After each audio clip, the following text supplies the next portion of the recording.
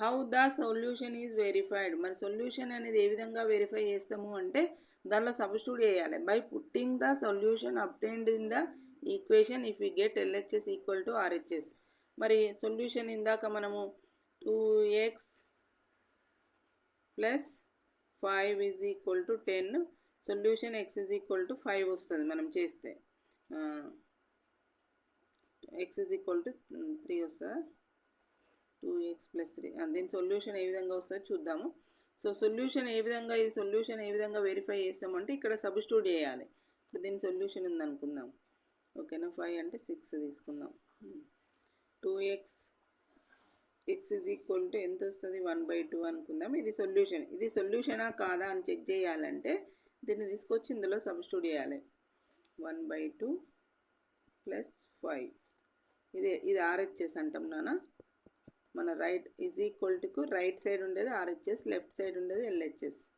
So 2 2 జా 4 plus 5/2 plus 5 ఏమవుతుంది ఇక్కడ,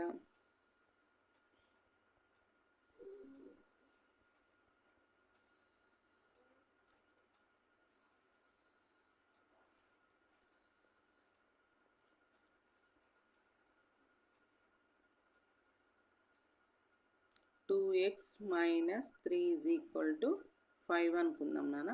ఇప్పుడు మనకు సొల్యూషన్ అనేది ఇచ్చిండు. సొల్యూషన్ అనేది x ఈజ్ ఈక్వల్ టు 4 అనేది ఇచ్చిండు. ఇక్కడ ఏమన్నాడు, how the solution is verified అన్నాడు. సొల్యూషన్, ఈ సొల్యూషన్ ఇదేనా ఎట్లా అవునా కాదా అని చెక్ చేయాలంటే దీన్ని తీసుకొచ్చి ఇందులో సబ్స్టిట్యూట్ చేయాలి. చేసినప్పుడు ఏమవుతుంది, 2 4 జా 2 ఆఫ్ 4, 2 4 జా 8 మైనస్ 3 దట్ ఈక్వల్స్ టు ఏమొచ్చింది 5. ఈ ఎల్హెచ్ఎస్ కూడా ఈక్వల్ కావాలన్నట్టు. ఎల్హెచ్ఎస్ ఆర్హెచ్ఎస్కు ఈక్వల్ కావాలి. ఓకేనా, ఇప్పుడు మళ్ళీ ఫైనల్గా చెప్తున్నాను.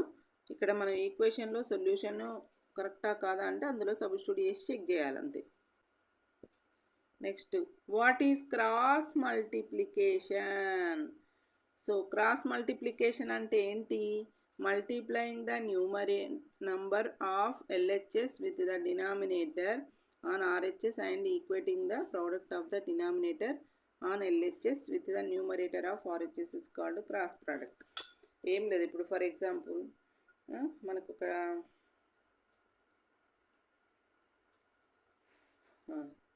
3/5 ఉందనుకుందాం. 3/5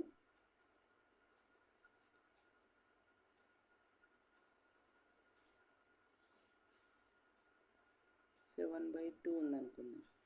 ఈ 3/2 7/2 అంటే మనకు ఇక్కడ ఏం చేద్దాము, ఈ డినామినేటర్ ఇటు వస్తే మల్టిప్లై అవుతుంది కదా, 3 × 2. ఇక్కడ డినామినేటర్ ఇటు వస్తే ఏమవుతుంది, multiplication. This is a cross multiplication అంటాం. This is denoted by this symbol. ఓకేనా, అంటే ఇక్కడ ఉన్న డినామినేటర్ ఇక్కడ న్యూమరేటర్ పక్కకు వస్తుంది నాన్న, ఇక్కడ ఉన్నది ఇటు వస్తుంది. ఇంకొక ఎగ్జాంపుల్ చూస్తే 2/3 ఈజ్ ఈక్వల్ టు 4/5 అనుకుందాం. ఇప్పుడు ఏం చేస్తాం చెప్పండి, ఇది ఇటు వస్తుంది 2 × 5.